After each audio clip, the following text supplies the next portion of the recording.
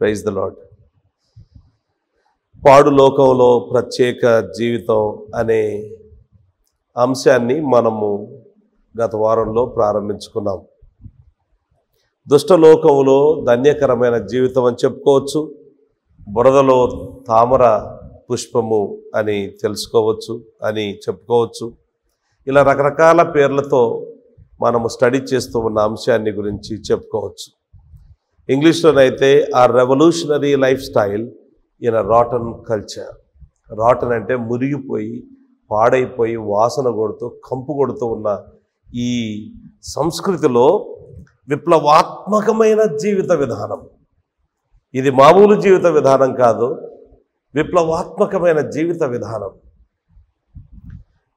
ఈ ఐదవ అధ్యాయము మత్తయి సువార్త 5వ అధ్యాయము 6వ అధ్యాయము 7వ అధ్యాయము మనము అధ్యయనం చేస్తూ ఉంటే ఒక వ్యక్తి యేసు ప్రభువును ఎలా నమ్ముకుంటాడు, నమ్ముకున్న తర్వాత ఆ వ్యక్తి జీవితంలో ఎలాంటి మార్పులు వస్తాయి, ఎలాంటి మార్పులు రావాలి అన్న విషయాన్ని మనము ఇక్కడ చూడడం జరుగుతూ ఉంది.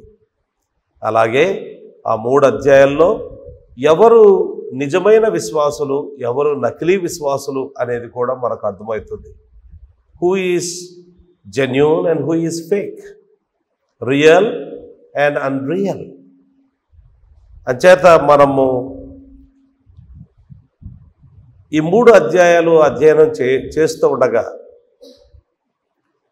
దేవుని వాక్యానికి లోబడాలి అనే మనస్తత్వంతో మనము ఈ కార్యాన్ని జరిగిస్తే, ఆ దిశగా మనం అడుగులు వేస్తే మనము మరింత శ్రేష్టమైన వాళ్ళం అవుతాం, మరింత మంచి సాక్ష్యము పొందుకున్న వాళ్ళం అవుతాం, మరింత ఈ లోకానికి దీవెనకరమైన ప్రజలంగా మార్చబడతాం, మన కుటుంబాలకు ఆశీర్వాదకరంగా మనము ఉంటాం.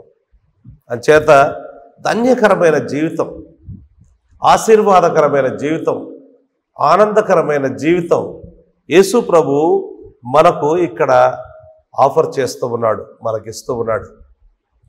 మనం ఇంతకుముందు చెప్పుకున్నాం, he is in the business of giving happiness to people, true and lasting happiness to people. నిజమైన నిత్యముండే ఆనందాన్ని యేసు ప్రభు అనుగ్రహించాలని ఆయన ఇష్టపడుతూ ఉన్నాడు అన్న విషయాన్ని ఇక్కడ చూస్తూ ఉన్నాం. ఇప్పుడు 5వ అధ్యాయంలోనికి వద్దాం. 1వ వచనము, 2వ వచనము, 3వ వచనం కూడా చదువుకుందాం. 1, 2, 3. ఆయన ఆ జన సమూహములను చూచి కొండ ఎక్కి కూర్చుండగా ఆయన శిష్యులు ఆయన యొద్దకు వచ్చిరి. అప్పుడు ఆయన నోరు తెరచి ఇలాగూ బోధింపసాగెను, ఆత్మ విషయమై దీనులైన వారు ధన్యులు, పరలోక రాజ్యము వారిది. అద్భుతమైన మాటలు ఇందులో మనకు కనబడతాయి. ఇంగ్లీష్లో కూడా చదువుతాను. Seeing the crowds, he went up on the mountain, and when he sat down, his disciples came to him, and he opened his mouth and taught them, saying, Blessed are the poor in spirit, for theirs is the kingdom of heaven. అద్భుతమైన మాటలు. ఇక్కడ ఆయన అనే మాట మనకు కనబడుతుంది. ఆయన అనేది సర్వనామం, ఆ ప్రోనౌన్. హీ అంటే ఎవరి హీ, ఎవరు ఆయన అనంటే పై వచనాలను చదివితే మనకు అర్థమవుతుంది. చూడండి, 4వ అధ్యాయం 23, 24, 25 వచనాలు చదివితే యేసు వారి సమాజ మందిరములలో బోధించుచు దేవుని రాజ్యమును గూర్చిన సువార్తను ప్రకటించుచు ప్రజలలోని ప్రతి వ్యాధిని రోగమును స్వస్థపరచుచు గలిలయ ఎంతంతటా సంచరించెను. ఆయన కీర్తి సిరియా దేశమంతటా వ్యాపించెను. ఇక్కడ మీరు భౌగోళిక ప్రదేశాలను కొంచెము అండర్లైన్ చేసి పెట్టుకోండి. మీరు బైబిల్ స్టడీకి మనం ఒక నోట్బుక్ తెచ్చుకొని పెన్ను తెచ్చుకొని రాసుకుంటే బాగుంటుంది. ఓకే, భౌగోళిక జియోగ్రాఫికల్ లొకేషన్స్ చూడాలి. ఓకే, మొదటి లొకేషన్ చెప్పండి, ఎక్కడ ఉందో? 23వ అధ్యాయంలో 23వ వచనంలో గలిలయ ఎంతంతటా. సో గ్యాలిలీ ఉంది. తర్వాత ఆయన కీర్తి సిరియా దేశం అంతటా వ్యాపించను. సిరియా ఉంది, సెకండ్ లొకేషన్, జియోగ్రాఫికల్ లొకేషన్. ఇప్పుడు చూడండి, నానా విధములైన రోగముల చేతను వేదనల చేతను పీడింపబడిన వ్యాధిగ్రస్తులందరినీ, దయ్యము పట్టిన వారిని, చాంద్ర రోగులను, పక్షవాయువు గల వారిని వారు ఆయన యుద్ధకు తీసుకుని రాగా ఆయన వారిని స్వస్థపరచను. ఇప్పుడు చూడండి, మళ్ళీ గమనిస్తాం. గలిలయ, డెకపోలి, ఇంగ్లీష్లో డెకపోలిస్ అని ఉంటుంది. డెకపోలిస్ అంటే 10 cities అని అర్థం. Deca is 10 and polis is the cities. So Decapolis is 10 cities. యెరూషలేము యూదయాయను ప్రదేశముల నుండి, యోర్దానునకు అవతల నుండి బహుజన సమూహములు ఆయనను వెంబడించెను. ఆయన ఆ జన సమూహములను చూచి కొండ ఎక్కి కూర్చుండగా అనుంది. సో ఇక్కడ ఆయన అంటే ఎవరు? 23వ వచనంలో ఉంది నామవాచకం, యేసు. కనుక యేసు ఆ జన సమూహములను చూచాడు. ఇక్కడ కొంచెం ఆగిపోదాం, యేసు ప్రభు దగ్గర ఆగిపోదాం. ఈ ప్రసంగం చేసిన వ్యక్తి యేసుక్రీస్తు ప్రభు. కనుక ఇక్కడ ప్రసంగికుడు ఎవరు అనంటే ప్రసంగికుడు యేసుక్రీస్తు. ఆయన కంటే మించిన ప్రసంగికులు ఎవరైనా ఉంటారా? He was the best of all the preachers. ఆయన సద్గుణాల సమ్మేళనం, కాంబినేషన్ ఆఫ్ వర్చ్యూస్. అన్ని రకాలైన వర్చ్యూస్ ఆయన దగ్గర కనపడతాయి. కాంబినేషన్ ఆఫ్ వర్చ్యూస్, సద్గుణాల సమ్మేళనం. ఒక ఆయన అన్నాడు, అందాల రాశి, కాన్స్టలేషన్ ఆఫ్ బ్యూటీస్. ఆయన పెదవులు తేనె పట్టు మాత్రమే కాదు, అవి తేనెయ నొలుకుచున్నవి. పాత నిబంధనలో ఆయనను గూర్చి ప్రవచనాత్మకంగా రాస్తూ ఆయన పెదవులు తేనెయ నొలుకుచున్నవి అని మనం చూస్తాం. ఆయన మాటలు దేవోక్తులు, they are the oracles of God. ఆయన కార్యములు అద్భుతములు. ఆయన జీవితం ఒక మాదిరి, ఆయన మరణం ఒక త్యాగం. అలాంటి యేసుక్రీస్తు ప్రభువు, he went up on to the mountain and taught. మహాగణుడు, పరిచర్యకు అర్హుడు ప్రభు అయిన యేసుక్రీస్తు అనే విషయాన్ని మనం గమనిస్తాం. యేసుక్రీస్తు ప్రభువును గురించి క్లుప్తంగా, ఆయన మొట్టమొదటిగా ఇంటెలిజెంట్ ప్రీచర్. ఆయన గురించి మనం చదువుదాం, ఇక్కడ స్టడీ చేద్దాం. Intelligent preacher. అసలు ఆయన చెప్పిన మాటలు మనం గమనిస్తే చాలా అద్భుతంగా ఉంటాయి. యోహాను సువార్త 3వ అధ్యాయం 33, 34 వచనాలు తెలుగులో కలుసున్నాయి. ఆయన సాక్ష్యం అంగీకరించిన వాడు, దేవుడు సత్యవంతులను మాటకు ముద్ర వేసి ఉన్నాడు. ఏలైనగా దేవుడు తాను పంపిన వానికి కొలత లేకుండా ఆత్మను అనుగ్రహించును గనుక ఆయన దేవుని మాటలే పలుకును. ప్రభు అయిన యేసుక్రీస్తును గురించి మాటలు రాయబడ్డాయి. కొలత లేకుండా ఆత్మను పొందినవాడు, ఆత్మను కలిగినవాడు. ఆయన తెలివైన ప్రసంగికుడు, ఇంటెలిజెంట్ ప్రీచర్. తగిన సమయంలో, ఏ సమయంలో ఏం మాట్లాడాలో ఆయనకు తెలుసు. ఎప్పుడు తగ్గించాలో, ఎప్పుడు హెచ్చించాలో మనుషుల్ని, లేదా ఎప్పుడు మెచ్చుకోవాలో, ఎప్పుడు గద్దించాలో, ఎప్పుడు ఆదరించాలో ఆయనకు తెలుసు. మనకేమో ఇక్కడ నేను ప్రీచర్గా ఇక్కడ నిలబడ్డాను, నాకు మీ ముఖాలు మాత్రమే తెలుసు, కానీ ఆయనకు హృదయాలు తెలుసు. హృదయాల్లో ఏమేమి విషయాలు ఉన్నాయో అవి తెలుసు. మన మనసులో తలంపు పుట్టక మునిపే ఆయన ఎరిగిన వాడు అన్న విషయాన్ని మనం గమనిస్తాం. అసలు మనకేమవసరమో శ్రోతగా కొన్నిసార్లు మనకేమవసరమో మనకు తెలియదు. ఊరికొచ్చి కూర్చుంటాం, వారం వెంబడి వారం వచ్చి కూర్చుంటాం. దేవుడు ఈరోజు ఏదైనా మాట్లాడకపోతాడా అనే ఒక ప్రార్థనాపూర్వకంగా మనము దేవుని సన్నిధిలో కూర్చుంటాం. అయితే ఏం అవసరమో తెలియదు, కానీ ఆయనకు తెలుసు నీకు ఏది అవసరమో.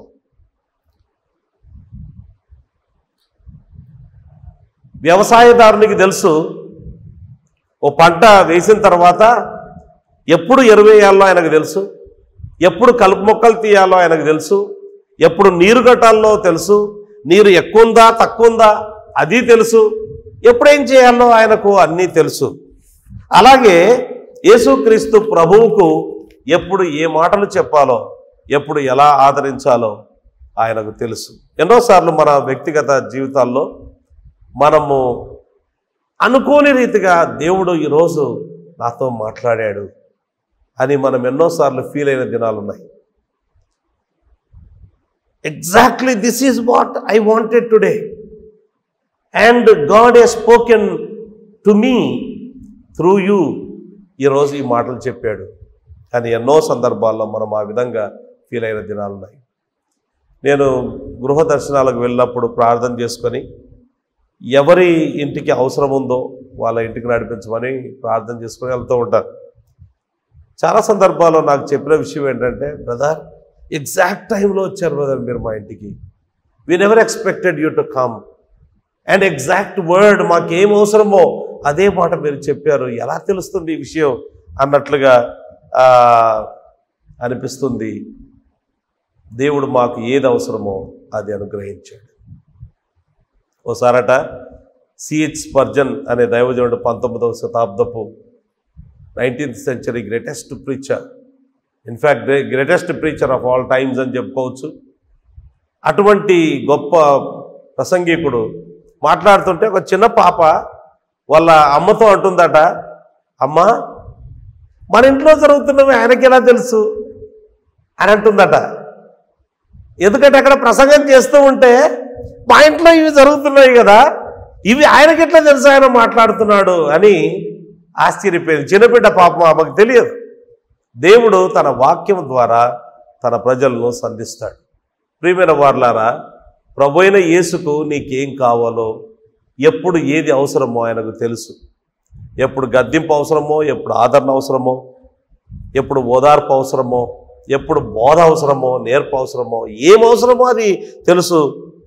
తగిన విధంగా ఆయన సహాయం చేస్తాడు, మాట్లాడతాడు. రెండవది, యేసుక్రీస్తు ప్రభువు ఆయన ఒక ప్రసంగికుడిగా మనం ఇక్కడ చూస్తున్నాం. కొండ మీద ప్రసంగం చేస్తున్నాడు. So we are now talking about the preacher on the preacher who preached from the mount. Number 2, ఆయనను గుర్చిన విషయం, he is also a powerful preacher. He is not only intelligent preacher but also a powerful preacher. Mattayi సువార్త 7వ అధ్యాయములో 29వ వచనములో, ఏలైనగా ఆయన వారి శాస్త్రుల వలె కాక అధికారము గలవాని వలె వారికి బోధించెను. అధికారము, he preached with authority. Very powerful preacher. మనుషుల పాపాలు వారి ముందర పెట్టి వారి హృదయ లోతులను వారికి చూపించాడు యేసుక్రీస్తు ప్రభు. హృదయంలో విషయాన్ని దాచిపెట్టుకొని రాత్రి వేళ ఒక వృద్ధుడు యేసు ప్రభు దగ్గరికి వస్తే, నికోదేము నీవు తిరిగి జన్మించాలన్నాడు. మిట్ట మధ్యాహ్నపు వేళ ఇతరులకు భయపడి ఊర్లో ఉండే వాళ్ళు నానా రీతులుగా కాకుల్లాగా పొడుచుకొని, మాటలతో పొడుచుకొని తింటారని భయపడి మిట్ట మధ్యాహ్నపు వేళ సమరయ స్త్రీ నీళ్లు చేదుకొనడానికి బావి దగ్గరికి వస్తే ఆమె హృదయ లోతుల్లోనికి చూచి ఆమె స్థితి అంతటినీ కూడా ఆమె ముందు పెట్టినవాడు. నీకు ఐదుగురు పెనిమిట్లుండేది, ఇప్పుడున్నవాడు కూడా నీ వాడు కాదు. You are not married to him, you are living in wrong relationships అని చెప్పాడు. శక్తివంతమైన ప్రసంగికుడు. ఆయన మాట్లాడితే మన హృదయాలు అలా తెరచి మనము ఇంతకు ముందు ఎన్నడూ చూడనటువంటి మన పాపాలను ఆయన మనకు చూపిస్తాడు. ఇంతకుముందు మనం ఎన్నడూ చూడనటువంటి మన మంచిని ఆయన మనకు చూపిస్తాడు. మనం చూడలేదు కానీ ఆయన చూపిస్తాడు. మన మంచి భావాలను చూపిస్తాడు, మన దుష్ట భావాలను ఆయన చూపిస్తాడు. మనసాక్షిని లేపే ప్రసంగికుడు ఆయన. ఎంత అనర్గళంగా మాట్లాడగలుగుతాడో అంతే ఆసక్తితో మాట్లాడతాడు ఆయన. Eloquent and jealous preacher. ఆయన నీ హృదయపు తీగలను మీటుతాడు.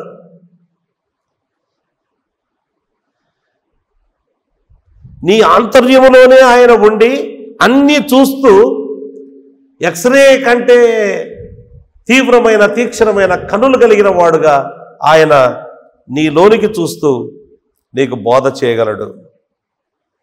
ఆయన బోధ విన్న వాళ్ళు తిరిగి వచ్చి ఇచ్చిన సాక్ష్యం ఏంటంటే, ఈ మనుషుడు మాట్లాడినట్టు ఎవడును ఎన్నడును మాట్లాడలేదు అన్న. No man ever speak like this man. He is a powerful preacher. Number 3, he is a successful preacher. జయప్రదమైన లేదా విజయవంతమైన ప్రసంగికుడు. ఆయన విజయము మనుషులను మార్చే విషయంలో ఉంది. ఆయనకు మనుషులను మార్చే కళ ఉంది. నిత్య జీవం ఇచ్చే కళ ఉంది. ఎవరినైనా మార్చగలిగిన వాడు. అసలు నీ హృదయ మార్పిడి నీకు అవసరం లేదని నీవు అనుకొని హృదయ కాఠిన్యము చేత వస్తే కూడా నీ హృదయాన్ని, బండబారిన నీ హృదయాన్ని వెంటనే మార్చేసి నూతనమైన హృదయాన్ని ఇవ్వగలిగిన వాడు ఆయన. కీర్తనలు 45:2 ఈ విధంగా వ్రాయబడింది, దయారసము ఆయన పెదవుల మీద పోయబడి ఉన్నది. ఆయన పెదవుల మీద దయారసము పోయబడి ఉన్నది. ఆ దయారసాన్ని ఆ యేసుక్రీస్తు ప్రభు తన శ్రోతల మీద కుమ్మరిస్తాడు. ఆయన మనుషుల హృదయాలను తెరిస్తే ఎవరు మూయలేరు. ఆయన ఆజ్ఞాపిస్తే ఎవరు లొంగిపోకుండా ఉండలేరు. అభేద్యమైన కృప చూపించగలిగిన వాడు. Irresistible grace. నా తండ్రి ఒకరిని ఆకర్షించితేనే కానీ ఎవడునో నా యొద్దకు రాడు, నా యొద్దకు వచ్చు వాడిని నేను ఎంత మాత్రము త్రోసివేయనన్నాడు. Magnetic power. ఆయన తండ్రి ఈయన కలిసి పనిచేస్తారు. పూర్వకాలంలో బూర ఊదేవారు. సైన్యంలో యుద్ధానికి సిద్ధం కండి అని చెప్పడం కోసమని బూర ఊదేవారు. రకరకాల కారణాల చేత బూర ఊదేవారు. ఒక కారణం ఏంటంటే, యుద్ధానికి సిద్ధం కండి, మనం యుద్ధానికి వెళ్ళాలి. మైకులు లేవా దినాల్లో, బూర ఊదేవారు. యేసుక్రీస్తు ప్రభు బూర ఊదితే తన శత్రువులు సైతం తన సైన్యంలో చేరగలిగినంత అట్లాంటి మార్పు చేయగలిగిన శక్తివంతమైన ప్రసంగికుడు ప్రభు అయిన యేసుక్రీస్తు. ఆయన చెప్తున్న మాటలను మనము అధ్యయనం చేస్తూ ఉన్నాం. 4వది, యేసుక్రీస్తు ప్రభువు he was a lawful or legal preacher. చట్టబద్ధమైన ప్రసంగికుడు. ఆయన తండ్రి చేత పంపించబడి ఆత్మాభిషేకం పొందినవాడు. తన సొంతగా రాలేదు ఆయన. నేను వారిని పంపకపోయినను వారు పరిగెత్తుచున్నారు అని ఇర్మియా గ్రంథంలో వ్రాయబడింది. చాలామంది బోధకులు దేవుని చేత పిలువబడకుండానే తమ సొంత ప్రేరేపణ చేత చాలామంది పరిచర్యకు రావడం జరిగింది, బోధిస్తూ ఉండడం జరిగింది. But they are not legal or lawful preachers. But Jesus Christ is a lawful preacher because he was sent by the father. Yohanu సువార్త 8వ అధ్యాయములో చూడండి, ఆ మాట చూద్దాం. 8వ అధ్యాయము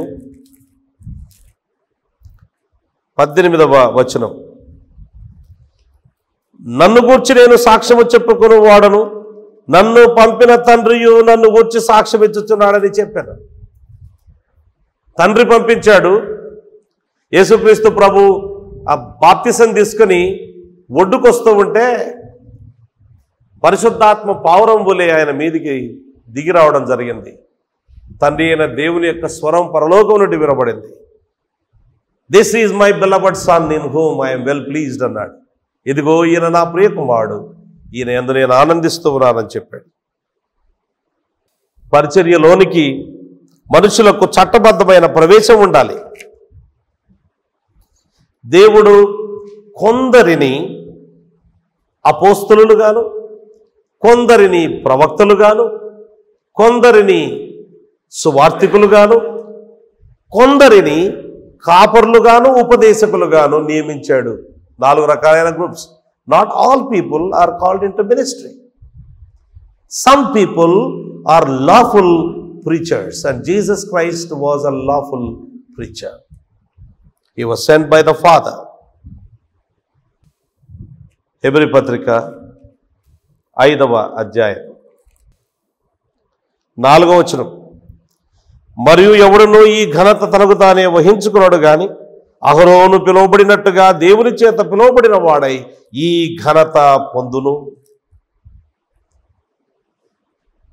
అటువలే క్రీస్తు కూడా ప్రధాన యాజకుడు అగుటకు తన్ను తానే మహిమపరచుకొనలేదు గాని, నీవు నా కుమారుడవు, నేను నేడు నిన్ను కని ఉన్నాను అని ఆయనతో చెప్పిన వాడే ఆయనను మహిమపరచెను. మెల్కీసెదకు క్రమం చొప్పున వచ్చినవాడు మన ప్రభు అయిన యేసుక్రీస్తు.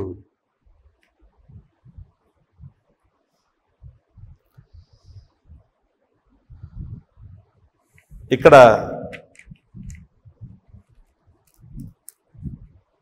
కొన్ని మాటలు మనం నేర్చుకోవాలి. సాధారణ పరిచర్య సాధారణమైన విషయం కాదు. Ministry is not a common thing, it's a sacred calling. Ministry is not a common thing, it's a sacred calling. సంఖ్యాకాండంలో చూడండి, సంఖ్యాకాండం 12వ అధ్యాయము 2వ వచనం. Numbers chapter 12 verse 2. 1 నుంచి చదువుకుందాం. మోషే కూషు దేశపు స్త్రీని పెండ్లి చేసుకుని ఉండేది గనక అతడు పెండ్లి చేసుకుని ఆ స్త్రీని బట్టి మిరియాము అహరోనులు అతనికి విరోధముగా మాట్లాడిరి. వారు మోషే చేత మాత్రమే యెహోవా పలికించనా, ఆయన మా చేతను పలికింపలేదా అని చెప్పుకొనగా యెహోవా ఆ మాట వినెను. ఆ తర్వాత ఏం జరిగిందో మనకు తెలుసు. దేవుని యొక్క శిక్ష రావడం జరిగింది. Ministry is only for the select distinct people. It's a select distinct office.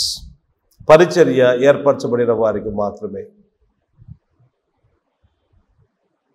శరీరాన్ని చూడండి. మన శరీరంలో అవయవాలు, రకరకాల అవయవాలు ఉన్నాయి. చేతులు ఉన్నాయి, కాళ్ళు ఉన్నాయి, కళ్ళు ఉన్నాయి, నోరు ఉంది. సో ఇలాగ రకరకాల గుండె, ఊపిరితిత్తులు, రకరకాల అవయవాలు ఉన్నాయి. అన్నీ ఒకటే పనిచేయవు. ఏ అవయవము ఏ ఉద్దేశము చేత దేవుడు శరీరంలో పెట్టాడో అదే ఉద్దేశాన్ని మాత్రమే నెరవేర్చాలి. చేతులు కాళ్ళలాగా నడుస్తాను అని ఎన్నడూ ప్రయత్నం చేయకూడదు. చెవులు నేను కళలాగా చూస్తానని ప్రయత్నం చేస్తే చూడగలుగుతాయా? చూడలేవు. Where is the distinction? Is there a distinction between people who are called in to the ministry and who are not? పరిచర్యకు పిలువబడిన వారని, పిలువబడని వారని ఏమైనా అలాంటి వ్యత్యాసం ఉందా బైబిల్లో? చూద్దాం. చూడండి, కొన్ని వచనాలు చూపిస్తాను మీకు. 1 పేతురు పత్రిక, కొత్త నిబంధనలో పేతురు రాసిన 1 పత్రిక 5వ అధ్యాయం 5వ అధ్యాయము 1-2 వచనాలు. తోటి పెద్దను క్రీస్తు శ్రమలను గుర్చిన సాక్షిని బయలుపరచబడబో మహిమలో పాలివాడనునైన నేను మీలోని పెద్దలను హెచ్చరించుచున్నాను. బలిమి చేత కాక దేవుని చిత్త ప్రకారం ఇష్టపూర్వకముగాను దుర్లాభాపేక్షతో కాక సిద్ధ మనసుతోను. ఇప్పుడు అండర్లైన్ చేసుకోండి మాటలు. మీ మధ్యనున్న దేవుని మందను పై విచారణ చేయుచు దానిని కాయుడి. అంటే దేవుని మంద ఉంది, దేవుని మందను కాసేవారు ఉన్నారు. దేవుని మంద కాసేవారు 2 గ్రూపులు, ఒకటి కాదు. We see the distinction between pastor and the people. ఉందా లేదా అండి? క్లారిటీతో ఉంది. వారికి చెప్తూ ఉన్నాడు, దేవుని మందను పై విచారణ చేయొచ్చు, దానిని కాయుడి అని అన్నాడు.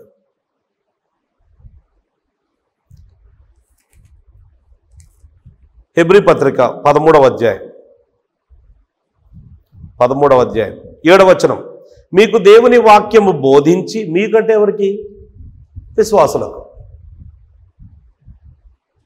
బైబిల్ తెరిచి చూడండి, హీబ్రూస్ చాప్టర్ 13 verse 7, మీకు దేవుని వాక్యము బోధించి మీ పైని నాయకులుగా ఉన్న వారిని జ్ఞాపకము చేసుకుని, మీకు బోధించేవారున్నారు, మీరున్నారు, మీ పైని నాయకులు ఉన్నారా లేదా? డిస్టింక్షన్ ఉందా లేదా? చాలా క్లారిటీతో ఆ డిస్టింక్షన్, ఆ వ్యత్యాసం అనేది ఉంది, ఆ ప్రత్యేకత అనేది ఉంది అని మనం గమనించాలి. 17వ వచనం, మీ పైని నాయకులుగా ఉన్నవారు లెక్క ఒప్పచెప్పవలసిన వారి వలె మీ ఆత్మలను కాయిచున్నారు. అందరూ ఒకే పని చేయడం లేదు ఇక్కడ. కొన్ని సంఘాల్లో ప్రతి పురుషుడు వాక్యం చెప్పొచ్చు అన్నట్టుగా ఉంటుంది. బైబిల్ అలాగా లేదు. కొంతమంది మీ పైని నాయకులుగా ఉన్నవారు లెక్క ఒప్పచెప్పవలసిన వారి వలె మీ ఆత్మలను కాయుచున్నారు. వారు దుఃఖముతో ఆ పని చేసిన యెడల మీకు నిష్ప్రయోజనం కనుక దుఃఖముతో కాక ఆనందముతో చేయనట్లు వారి మాట విని వారికి లోబడి ఉండండి. అందరూ ఒకే విధంగా ఉంటే, there is no distinction of office ఉంటే కనుక, ఆఫీసులో పరిపాలనా క్రమములో ఏమి డిస్టింక్షన్ లేదు, ఏమి వ్యత్యాసం లేదు అని చెప్పే పని అయితే ఎవరికి లోబడాలి, ఎవరెవరికి బోధించాలి, ఎవరి మీద ఎవరిని దేవుడు నియమించాడు? ఇంకో వచనం చూపిస్తాను చూడండి, అపోస్తలుల కార్యముల గ్రంథం 20వ అధ్యాయము 28వ వచనం. దేవుడు తన స్వరక్తం ఇచ్చి సంపాదించిన తన సంఘమును కాయుటకు, సంఘం అంటే ఎవరు? విశ్వాసుల సమూహం. సంఘమును కాయుటకు పరిశుద్ధాత్మ మిమ్మును దేనియందు అధ్యక్షులనుగా ఉంచెనో ఆ యావత్తు మందను కూర్చియు మీ మట్టుకు మిమ్మును కూర్చియు జాగ్రత్తగా ఉండండి. సంఘ నాయకులతో చెప్తున్నాడు, మీ మట్టుకు మీరు జాగ్రత్తగా ఉండండి, మీ మందను గురించి జాగ్రత్త ఉండండి. మంద వేరు, నాయకులు వేరు. మొదటి తెస్సలోనిక పత్రిక 5వ అధ్యాయం 12-13 వచనాలు. మరియు సహోదరులారా, 5:12, first Thessalonians chapter 5 verses 12 and 13. మరియు సహోదరులారా, మీలో ప్రయాసపడుచు ప్రభువునందు మీకు పైవారై ఉండి మీకు బుద్ధి చెప్పు వారిని మన్నన చేసి. Is there a distinction between the pastor and the people? Yes, absolute distinction is there. మరలా ఇక్కడ మీకు పైవారై ఉండి మీకు బుద్ధి చెప్పు వారిని, మీలో ప్రయాసపడుచు ప్రభువునందు మీకు పైవారై ఉండి మీకు బుద్ధి చెప్పు వారిని మన్నన చేసి వారి పనిని బట్టి వారిని ప్రేమతో మిక్కిలి ఘనము గాయించవలనని వేడుకొనుచున్నాము అని అంటూ ఉన్నాడు. పాస్టర్కు పని ఉంది. ఆ పని చూడండి, మొదటి తిమోతి పత్రికలో ఈ విధంగా అంటాడు. తిమోతికి రాస్తూ 4వ అధ్యాయంలో 13, 14, 15 వచనాలు చదువుదాం. నేను వచ్చు వరకు చదువుట ఎందును, హెచ్చరించుట ఎందును, బోధించుట ఎందును జాగ్రత్తగా ఉండము. This is not for all the believers. All the believers will not preach and teach. బోధించుట ఎందు, హెచ్చరించుట ఎందు ఆ పనులు చేయరు. ఇక్కడ తిమోతితో మాట్లాడుతున్నాడు, ఈ సంగతులను ఆజ్ఞాపించి బోధించుము. 11వ వచనం, విశ్వాసులకు మాదిరిగా ఉండము. 12వ వచనం, 13వ వచనం, నేను వచ్చు వరకు చదువుట ఎందును, హెచ్చరించుట ఎందును, బోధించుట ఎందును జాగ్రత్తగా ఉండము. పెద్దలు హస్త నిక్షేపణము చేయగా ప్రవచన మూలమున నీకు అనుగ్రహింపబడి నీలో ఉన్న వరమును అలక్ష్యం చేయకమంటే, పెద్దలు ఇట్లా తల మీద చేతులు పెడితే వరాలు వస్తాయని కాదు. నీకు వరముందని వారు గుర్తించారు, సంఘము గుర్తించింది, సంఘ నాయకులు గుర్తించారు, నిన్ను మినిస్ట్రీకి సపరేట్ చేశారు. Now you are a lawful preacher అని చెప్తూ ఉన్నాడు. అంటూ నీ అభివృద్ధి అందరికీ తేటగా కనబడు నిమిత్తము వీటిని మనస్కరించుము, వీటి అందే సాధకము చేసుకొనుము. నిన్ను కూర్చియు నీ బోధన కూర్చియు జాగ్రత్త కలిగి ఉండుము. This is for the pastor. ఈ మాటలు పాస్టర్ చెప్పిన మాటలు. నిన్ను కూర్చియు నీ బోధన కూర్చియు జాగ్రత్త కలిగి ఉండుము, వీటిలో నిలకడగా ఉండుము. నీ విలాగు చేసి నిన్నును నీ బోధ విను వారిని రక్షించుకొందువు. వ్యాపారస్తుడు, వ్యవసాయదారుడు, ఉద్యోగస్తుడు చేయవలసిన పని కాదు ఇది. This is by calling. The ministry is by calling. అసలు దేవుడు పిలిస్తే కూడా కొంతమంది విధేయత చూపించకుండా భయపడుతూ ఉంటారు. అలాంటి పరిస్థితి ఉంటుంది. 2వ తిమోతి పత్రిక మీకు కొంచెం ఊరట కలగడం కోసం చెప్తాను. ఓకే, 2వ తిమోతి పత్రిక 2:15 దేవుని ఎదుట యోగ్యునిగాను సిగ్గుపడనక్కరలేని పనివానిగాను సత్యవాక్యమును సరిగా ఉపదేశించువానిగాను నిన్ను నీవే దేవునికి కనపరుచుకోవడానికి జాగ్రత్త పడము. ఈ పని విశ్వాసులకు కాదు. మీరందరూ బైబిల్ చదవాలి, మంచి పుస్తకాలు తీసుకొని నేర్చుకోవాలి. కానీ this is especially for the it's the work of the pastor. దేవుడు మా ఇద్దరుండి తీర్పు దినాన మా ఇద్దరుండి అడిగిన లెక్క మిమ్మల్ని అడగడు. మిమ్మల్ని అడిగే లెక్క వేరుంటుంది, మమ్మల్ని అడిగే లెక్క వేరుంటుంది. నువ్వు నిజంగా కష్టపడి చదివావా? దేవుని వాక్యాన్ని did you cut it straight? ఒక దర్జీ, ఒక టైలర్ ఒక వస్త్రం తీసుకొని అందులో నుంచి ఒక షర్ట్ కుట్టాలి. సరిగ్గా కట్ చేస్తే తప్ప మొత్తముగా రాంగ్ అయిపోతుంది. మొత్తం అంతా ఎక్కడైనా చేయి తప్పొచ్చింది అనుకోండి, అయిపోయింది, ఆ పనికి రాకుండా అయిపోతుంది. Cut it straight. ఆ మాటలు వాడుతున్నాడు ఇక్కడ. ఆ దినాల్లో వాళ్ళు గుడారాలు కుట్టేవారు, చర్మంతో పనిచేసేవారు, గుడారాలు వేసేవారు అపోస్తలుడైన పౌలు. సో పౌలు చెప్తున్నాడు, కరెక్ట్గా కట్ చేయకపోతే కనుక రాంగ్, మొత్తం అంతా రాంగ్ అయిపోతుంది. Cut it straight. ఇప్పుడు ఓ ప్రశ్న వేసుకుందాం. కొంతమంది ఏమనుకుంటారంటే వరాలు ఉంటే సరిపోదా దేవుని పని చేయడానికి? నాకు వరం ఉంది, ఫర్ ఎగ్జాంపుల్ నాకు బోధించే వరం ఉంది, అది సరిపోదా దేవుని పని చేయడానికి అని ప్రశ్న వేసామనుకోండి. జవాబు ఏమనుకుంటున్నారు చెప్పండి? వరాలు ఉంటే సరిపోవా? వరమిచ్చాడు కదా దేవుడు, వరమిస్తే అది సరిపోదా to be officially in the ministry? నార్మల్గా పాస్టర్ పని ఏంటంటే ప్రధానంగా ప్రసంగం చేయడం, బోధించడం, ప్రీచింగ్ అండ్ టీచింగ్ ప్రధానమైన పని. వరాలుంటే సరిపోద్దా? రోమాపత్రిక చదువుదాం, చూడండి. రోమాపత్రిక 10వ అధ్యాయము 15వ వచనం చదువుకుందాం.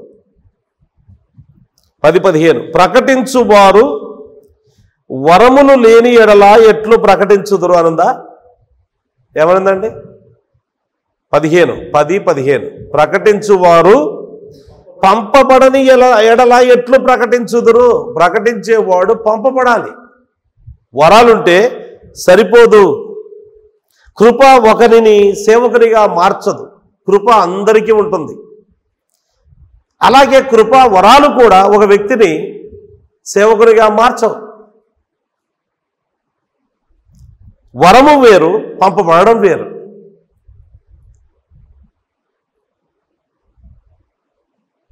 It says, how shall they preach unless they be sent? Not gifted. Unless they be sent. అనుంది కానీ నాట్ గిఫ్టెడ్ అని లేదు అక్కడ. ఇర్మియా గ్రంథం చూడండి. ఇర్మియా గ్రంథం 23వ అధ్యాయం 32వ వచనం. మాయా స్వప్నములను ప్రకటించి వాటిని చెప్పుచు అబద్ధముల చేతను మాయా ప్రగల్భత చేతను నా ప్రజలను దారి తొలగించు వారికి నేను విరోధినై ఉన్నాను. ఇదే యెహోవా వాక్కు. అండర్లైన్ చేసుకోండి మాట. నేను వారిని పంపలేదు, వారికి ఆజ్ఞ ఇయ్యలేదు, వారు ఈ జనులకు ఏమాత్రమును ప్రయోజనకారులు కారు. ఇదే యెహోవా వాక్కు. నేను పంపలేదు, ఆజ్ఞ ఇయ్యలేదు, ఈ జనులకు ఏమాత్రమును వారు ప్రయోజనకారులు కారు అని అంటూ ఉన్నాడు. ఇది ప్రసంగికుని కూర్చున్న విషయం. ఇప్పుడు పుల్పిట్ చూడండి. ఇక్కడ ఆ మాట మత్తయి సువార్త 5వ అధ్యాయంలో మనం ఉన్నాం. ఇప్పుడు ఇంతవరకు ప్రసంగికుని గురించి తెలుసుకున్నాం. అందులో నుంచి కొన్ని విషయాలు, ప్రసంగం చేయడం అనేది ఆత్మవరం ఉంటే సరిపోద్దా ఏంటి అనే విషయాన్ని, ప్రసంగికుడు అంటే pastor and people both of them ఏమీ డిస్టింక్షన్ ఏమీ లేదు అని చెప్పడానికి ఉందా అనే విషయాలు మనం నేర్చుకున్నాం. ఇప్పుడు చూడండి, ఆయన ఆ జన సమూహములను చూచి కొండ ఎక్కాడు. కొండనే ఆయన పుల్పిట్. ఇక్కడ he went up in to a mountain. 10 ఆజ్ఞలు ఎక్కడ ఇవ్వబడ్డాయి? సీనాయి కొండ మీద ఇవ్వబడ్డాయి. ఇక్కడ యేసుక్రీస్తు ప్రభు ఈ కొండ మీద ఆయన ఆశీర్వాదాలు, అలాగే ప్రామిసెస్ అండ్ బ్లెస్సింగ్స్, ఆయన వాగ్దానాలు, ఆశీర్వాదాలు ఇస్తూ ఉన్నాడు ఇందులో. That's how he starts. అసలు ఆ కొండ ఏ కొండ అనే దాని మీద మనకు ఖచ్చితమైన ఆధారాలు లేవు. తాబోరు కొండ అని కొంతమంది అభిప్రాయపడుతూ ఉన్నారు. ఏదో ఒక కొండ ఇంతకు, but there is a particular mountain and Jesus Christ vent up on a mountain to preach. ఆయన పుల్పిట్ అదే. జాన్ వెస్లీ అన్నాడు, వరల్డ్ ఈజ్ మై పుల్పిట్ అన్నాడు. ఎక్కడికి పోయినా అదే పుల్పిట్ నాకని అన్నాడు. తర్వాత సందర్భం చూద్దాం, చూడండి. ఆయన జన సమూహములను చూచి కొండ ఎక్కి కూర్చుండగా అనుంది. జన సమూహములు ఎక్కడి నుంచి వచ్చారంటే తూర్పు, పడమర, ఉత్తర, దక్షిణాదుల నుంచి వచ్చారు. యేసు ప్రభు పరిచర్య ప్రారంభ దినాల్లో ఉన్నాడు. అప్పటికే మొత్తం దేశమంతటా ఫేమస్ అయిపోయాడు. చూడండి, అక్కడ గలిలయ్యనేమో నార్త్లో ఉంటుంది, ఇస్రాయల్ దేశంలో. మ్యాప్ చూస్తే మీరు ఒకవేళ మీ తెలుగు బైబిల్ ఉండి అక్కడ వెనక మ్యాప్స్ ఉంటే కనుక చూడండి. యేసు ప్రభు కొత్త నిబంధన కాలపు పాలస్తీనా అని ఒకటి ఉంటుంది చూడండి మ్యాప్. ఇట్లా ఈ మ్యాప్లో చూస్తే గలిలయ పైన ఉంది. ఓకే, తర్వాత సిరియా ఇక్కడ ఉంటుంది. దమస్కు చూడండి, ఇక్కడ సిరియా ఇక్కడ ఉంటుంది. దెకపోలి ఇక్కడ ఉంటుంది, ఈస్ట్ యోర్దాను నదికి ఈస్ట్ లో ఉంటుంది. యూదయ కింద ఉంటుంది. యెరూషలేం ఇక్కడ ఉంటుంది. మొత్తం ఈస్ట్, వెస్ట్, నార్త్, సౌత్ నుంచి యేసుక్రీస్తు ప్రభు దగ్గరికి ప్రజలు, జనసమూహములు తండోపతండాలుగా వచ్చారని 4వ అధ్యాయంలో మనం చూడడం జరుగుతూ ఉంది. యేసుక్రీస్తు ప్రభు వారిని చూచినప్పుడు వారి కాపరి లేని గొర్రెల వలె ఉన్నారని, వారి మీద కనికరపడి అనేక సంగతులు వారికి బోధించాడు. వారి ఆత్మలు చచ్చిపోయిన స్థితిలో ఉన్నాయని వారి మీద జాలిపడ్డాడు. వారికి ఈ సత్యాలను బోధించాడు. ఇదే ఆయనకు అన్నపానీయం. యోహాను సువార్త 4:34లో నా తండ్రి చిత్తం నెరవేర్చుటే నాకు అన్నపానీయంలో అని అన్నాడు. ఇక్కడ ఒక మాట మనం చూస్తాం,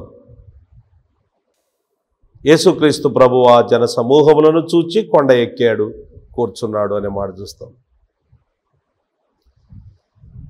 ఒక ఆయన ఈ విధంగా రాశాడు, if Christ spent his blood for souls, well may we spend out sweat అని అన్నాడు. యేసు ప్రభు ఆత్మల కొరకు రక్తం కారిస్తే మనం కనీసం చెమటైనా కార్చాలి కదా. ఆత్మల సంపాదన కొరకు చెమటైనా కార్చాలి కదా. అంటే అంత ప్రయాసపడాలి. యేసుక్రీస్తు ప్రభు కొండ ఎక్కి కూర్చుని వారికి బోధించాడు అన్న మాట మనం ఇక్కడ చూస్తాం. సాతానుడు వీరిని యేసు ప్రభు దగ్గరికి రాకుండా చేయడానికి సకల విధాలుగా ప్రయత్నాలు చేస్తూ ఉంటాడు.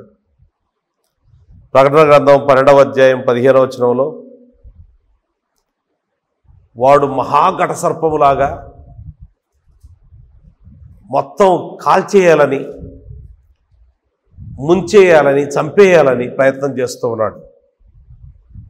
ఎవరిని మింగుదునా అని వాడు ఇటు అటు తిరుగులాడుతూ ఉన్నాడు. వాడు రకరకాల విధాలుగా అవిశ్వాసులను నాశనం చేస్తాడు. ఒక విధానం ఏంటంటే అబద్ధ బోధనలు వారికి పరిచయం చేస్తాడు. సత్యాన్ని దేవుడు పరిచయం చేస్తే, దేవుడిస్తే వాడు అసత్యాన్ని ఇస్తాడు. ఆ విధంగా నాశనం చేస్తాడు ఆత్మలు. దేవుడు అన్నాడు, నీవు ఈ ఫలాన్ని తిన్న దినమున, ఈ పండు తిన్న దినమున ఖచ్చితంగా చచ్చిపోతావు అని చెప్పాడు. సాతానుడు అన్నాడు, ఖచ్చితంగా చావు అన్నాడు. You shall surely not die అన్నాడు. అదే విధంగా ప్రయత్నం చేస్తూ ఉంటాడు. యాత్రికుని ప్రయాణం అనే పుస్తకంలో యాత్రికుడు ఒక చిన్న ఇరుకు ద్వారం దగ్గరికి వస్తాడు. దాన్ని పాత ఇంగ్లీష్లో ఆ దినాల్లో వికెట్ కాదు, వికెట్ గేట్ అంటారు. అంటే చిన్న ద్వారం, ఇరుకు ద్వారం. ఇరుకు ద్వారములో ప్రవేశించాలి. కొందరే ప్రవేశిస్తారు. యేసుప్రభు చెప్పాడు కదా, అది ఇరుకు ద్వారము, అందులో కొందరే ప్రవేశిస్తారు. సో ఆ ద్వారంలో ప్రవేశించడానికి ఇతను వస్తూ ఉంటాడు. వస్తూ ఉంటే ఆ టైంలో సాతానుడు వాని దూతలు చేసే ప్రయత్నం చూడాలి. ఇక మనం ఒక మూవీ ఉంది, యాత్రికుని ప్రయాణం, పిల్లల కోసమని ఒక మూవీ ఉంటుంది, మీరు పెట్టుకొని చూడొచ్చు. ఆ టైంలో ప్రయత్నం చేస్తాడండి. అసలు అక్కడికి చేరుకోకుండా, అంటే ఆ లాస్ట్ తీర్మానం అన్నట్టు అది. ఇక అక్కడ తీర్మానం చేస్తాడు. తీర్మానం చేస్తే ఇంకా మనం ఏం చేయలేము.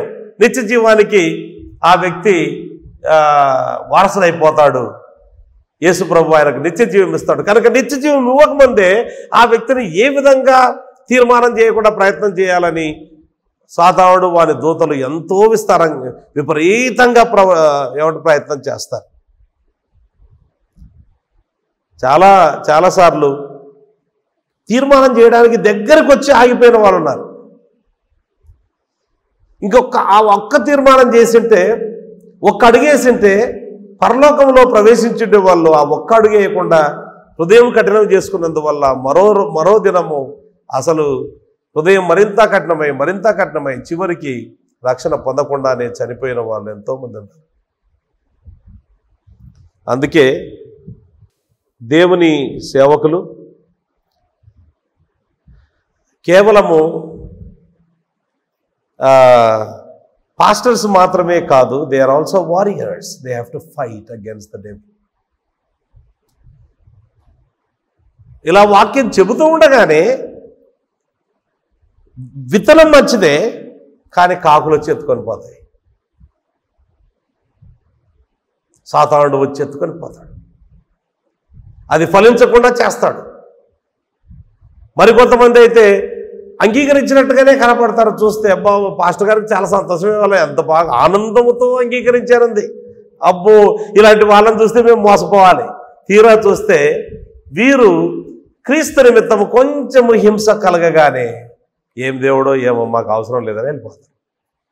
అప్పుడు బయటపడతాం వారి నిజమైన విశ్వాసం ఏంటో అప్పుడు బయటపడుతుంది. సువార్త నిమిత్తం కొంచెం అభ్యంతరం కలగాలి. వీళ్ళు కూడా నకిలే. మరికొంతమంది అబ్బా అప్పటికప్పుడే ఇక బ్రదర్ నేను చేతులు ఎత్తి ముందుకొచ్చి ఇక ప్రార్థన చేయించుకొని వెంటనే ఇంకా నేను కూడా ప్రార్థన చేశాను, కన్నీటి ప్రార్థన చేశాను, అదైంది ఇదైంది, ఇక నేను బాప్తిసం తీసుకుంటాను, వెంటనే తీసుకుంటారు. ఆ తర్వాత కొన్ని రోజులకే మరలా పాత జీవితానికే వెళ్ళిపోతారు. వీళ్ళు రాతి నేలన పడిన విత్తనం లాంటి వారు. యజమానుడు వచ్చి గోధుమలు నాటిపోతే రాత్రి వేళ శత్రువు వచ్చి గురుగులు నాటిపోయాడు గోధుమల చేనులో. కలిసి పెరుగుతాయి రెండు. అంటే విశ్వాసులు ఎవరో అవిశ్వాసులు ఎవరో గుర్తుపట్టలేని విధానంలో కొంతమంది లాస్ట్ వరకు అట్లే మెయింటైన్ చేయొచ్చు. కానీ దేవునికి తన వారెవరో దేవునికి తెలుసు. అందుకే ఆత్మ పరిశీలన చేసుకోవాలి. యాకోబు పత్రిక 5:20లో అగ్నిలో నుండి లాగివేసినట్టు కొంతమందిని లాగివేయాలంటే is a fighter. Pastor servants of God are ministers must not only be the pastors but also warriors and the fighters.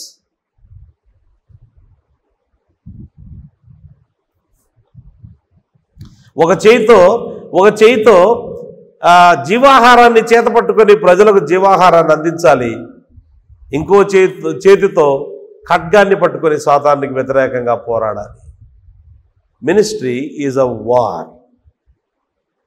You have entered in to a war and it is not an easy thing.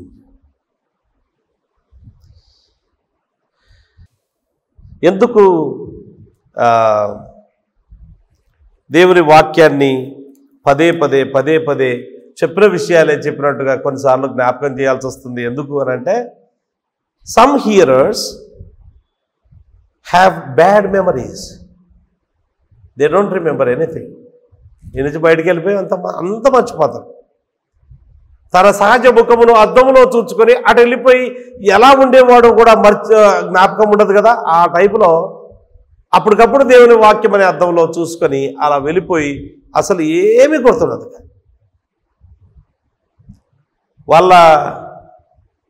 వాళ్ళ memories ఎలాంటివి అని అంటే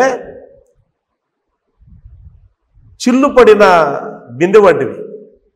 రంధ్రం పడిన బిందె, దాంట్లో నీళ్లు పోసాము, నీళ్లు నింపుతూనే ఉన్నాం. ఎంత నింపినా కానీ అక్కడ కారిపోతూనే ఉంటుంది. Keep on. So we have to again and again చెబుతూనే ఉండాల్సి ఉంటుంది. దేవుని సేవకులు ఆ సత్యాన్ని నేర్చుకోవడానికి ఎన్ని గంటలు పట్టిందో, ఎంత కష్టపడవలసి వచ్చిందో, ఎంత కుస్తీ పట్టాల్సి వచ్చిందో ఆ లేఖన భాగంతో, ఎంత సమయం పట్టింటే అది నేర్చుకొని వచ్చింటారో అంటే చాలా సమయం బట్టి నేర్చుకొని వచ్చిన తర్వాత వీళ్ళు అంత తొందరగా మర్చిపోతారు, అంత ఈజీగా మర్చిపోతారు. ఒకవైపు ఏమో విస్తారమైన గంటలు గడిపి నేర్చుకొని వస్తే అసలు విన్న వాళ్ళు within no time they will forget. అందుకే తరచుగా కొండ ఎక్కాల్సి వస్తుంది మేము, to preach and to teach the word of God to people. ఆయా సందర్భాలను వినియోగించుకుని తర్వాత ఎందుకు తరచుగా కొండ ఎక్కాల్సి వస్తుంది యేసు ప్రభులాగా అంటే the ears of many of our hearers are stopped with earth. శ్రోతల్లో చాలామంది కేవలము భూ సంబంధమైన వాటి వరకే వచ్చేసి ఆగిపోయారు. అంతటితో పైకి చూడమే లేదు, కేవలం అలా కిందికి చూస్తూ ఉన్నారు అంతే.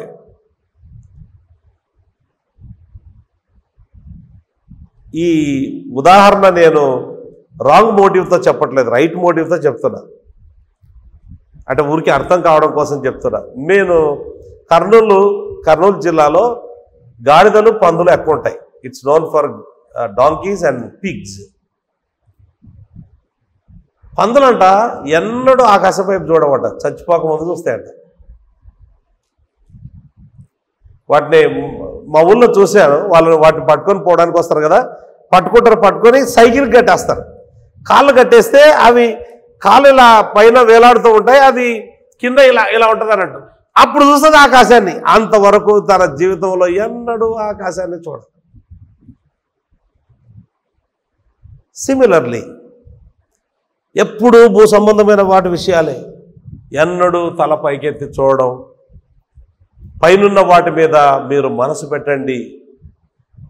క్రీస్తు ప్రభు అక్కడి నుంచి వస్తాడు, పరలోకం అక్కడ ఉంది, మీరు దాని కొరకు సిద్ధపడాలి అని అంటే బొరకే ఎక్కదు. మత్తయి సువార్త 13:13లో ఈ విధంగా రాయబడింది, వారు వినుట మట్టుకు విందురు కానీ గ్రహింపరు అనంది. వింటూనే ఉంటారు, గ్రహింపరు. ఎన్నేళ్ళు వాక్యం విన్నా గ్రహించరు. కనుక తరచుగా మేము చెప్పాల్సి వస్తుంది, తరచుగా కొండ మీదకి వెళ్ళాల్సి వస్తుంది. అంటే that is our pulpit. We mount. పాత దినాల్లోనైతే ఇంగ్లాండ్ దేశంలోనైతే పుల్పిట్ను టాప్ లెవెల్లో పెట్టేవాళ్ళు. దానికి ఒక ప్లేస్ ఉంటుంది, బాగా ఉన్నతమైన ప్లేస్. అక్కడ నుంచి నిలబడి ప్రజలు ఇలా కిందికి చూసి వాక్యం చెప్పాలి. సౌలు జీవిత చరిత్ర చూస్తే కొత్త నిబంధనలో పౌలు అంటాం కదా, ఆయన పేరు సౌలు. ఆయన జీవిత చరిత్ర చూస్తే ఆయన బ్లైండ్ అయిపోయాడు. దేవుడు బ్లైండ్ చేశాడు, ఆయనను గుడ్డివానిగా చేశాడు. తర్వాత కళ్ళు తెరిచి చూశాడు కానీ ఏ మనుషుడు ఆయనకు కనపడలేదు. చాలామంది జీవితాలు ఇలాగే ఉన్నాయి. కొంతమంది అసలు ఏం చెప్తున్నారో ఆ విషయాన్ని అర్థం చేసుకోవడానికి ఏమాత్రము కూడా వాళ్లకు బోధపడనే పడదు. చూడండి, మా ఎహెజ్కేలు గ్రంథం 33:31 ఈ విధంగా రాయబడింది. 33:31లో నా జనులు రాదగిన విధముగా వారు నీ యుద్ధకు వచ్చి నా జనులు రాదగిన విధముగా, అంటే దేవుని ప్రజలే వీళ్ళు అన్నట్లుగా నీ దగ్గరకు వస్తారు. ఎజ్కేలు నీ యుద్ధకు వచ్చి నా జనులైనట్టుగా నీ ఎదుట కూర్చుండి, చర్చిలో నా జనులైనట్టుగానే కూర్చుంటారు. అబ్బా, దేవుని పిల్లలు వీళ్ళు ఎంత మంచి, ఎంత మర్యాద, ఎంత భక్తి, ఎంత భయము భక్తి వీళ్ళకు ఉంది అనుకున్నట్టుగా నీ ఎదుట కూర్చుండి నీ మాటలు వింతురు గాని వాటిని అనుసరించి ప్రవర్తింపరు. వారు నోటితో ఎంతో ప్రేమ కనపరచుదురు గాని వారి హృదయము లాభమును అపేక్షించుచున్నది. అంటే అర్త్లీ థింగ్స్ వరకే ఆగిపోయింది. ఏమైనా వాక్యం చెప్తే కూడా ఆశీర్వాదం గురించి ఏమైనా చెప్తాడా అని ఆలోచిస్తున్నారు. ఇక వేరే విషయాలు వీళ్ళకు ఉండవు. దేవుని రాజ్యము ఆయన నీతిని మొదట వెతకండి అంటే వీళ్ళకు ఉండవు ఆ విషయాలు. యెషయా గ్రంథం చూడండి 58వ అధ్యాయంలో, 58వ అధ్యాయము 1వ వచనం. తాళక బూర ఊదినట్లు ఎలుగెత్తి బిగ్గరగా కేకలు వేయుము. అంటే పదే పదే తాళక బూర ఊదినట్లు ఎలుగెత్తి బిగ్గరగా కేకలు వేయుము. That's what we have to do. అందుకే సమయము, అది పెళ్ళైనా, అది బర్త్డే అయినా, అది మరణమైనా, లేకపోతే అది ఇంకొక ఫంక్షన్ అయినా, అది ఏదైనా కానీ ఆ సందర్భాన్ని పురస్కరించుకొని దేవుని వాక్యం చెప్పడానికి ప్రయత్నం చేస్తాం. ఎందుకంటే దేవుడు చెప్పాడు, తాళక బూర ఊదినట్లు నీవు గట్టిగా దేవుని వాక్యాన్ని ప్రకటించాలి. చెవిగలవాడు ఆత్మ సంఘములతో చెప్పుచున్న మాట వినుగాక అని అన్నాడు. ప్రకటన గ్రంథం 2వ అధ్యాయం 7వ వచనం. మరికొందరు ఎందుకు పదే యేసు ప్రభు కొండ మీదకి ఎక్కి జనసమూహమును చూచి బోధించాడు, ఎందుకు మనం కూడా అలాగే పాస్టర్లు కూడా పదే ఆ విధంగా వాక్యం ప్రకటించాలి అని అంటే దానికి కారణం ఏంటంటే చెవుల్లో బురద పూసేసుకొని చెవులు మూసేసుకున్నారట. హృదయం ఏమో రాతి గుండెగా మార్చేసుకున్నారట. సో చెవుల్లో బురద ఉంది, లేదా సీసం పోసుకున్నారని చెప్పుకోవచ్చు మన భాషలో, చెవిటోళ్ళు అయ్యేటట్టుగా సీసం పోసుకున్నారు. గుండెనేమో హృదయమేమో కఠినమైపోయింది. జకరియా గ్రంథం 7:12లో హృదయములను కురువిందము వలె కఠినపరుచుకునేది అనంది. కురువిందము వలె కఠినపరుచుకునేది. జకరియా గ్రంథం 7:12లో యాడమెంట్ స్టోన్ అనేది ఇంగ్లీష్లో, యాడమెంట్ స్టోన్. దాన్ని పగలగొట్టడం కూడా సాధ్యం కాదు, అంత కఠినపరుచుకున్నారు. ఎంత చెప్పిన వాక్యము బుర్రకెక్కనే ఎక్కదు.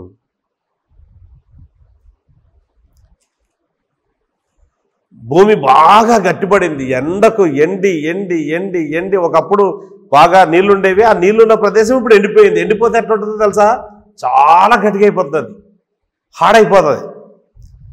మరి అది మెత్తగా కావాలంటే ఎడతెరిపి లేని వర్షాలు పడాలి, ఎడతెరిపి లేని వర్షాలు పడాలి. దేవుని వాక్యం పదే దేవుని వాక్యం చేత తడపబడితేనే కానీ ఆ వ్యక్తి మెత్తనక్కాడు. కనుక చర్చికే రాకుండా ఎగరగొట్టేసి వచ్చే ఒక ఆదివారం ఒకటే రోజు వచ్చి ఆ ఆదివారం కూడా రెగ్యులర్గా రాకుండా ఎగరగొడితే ఎప్పుడు బాగుపడాలి మనుషులు? ఇంకా మరింత కఠినమవుతుంటుంది అనే విషయాన్ని మనం గమనించాలి. ప్రజల మేలు కొరకు పదే పని చేయవలసిన అవసరం ఉంటుంది.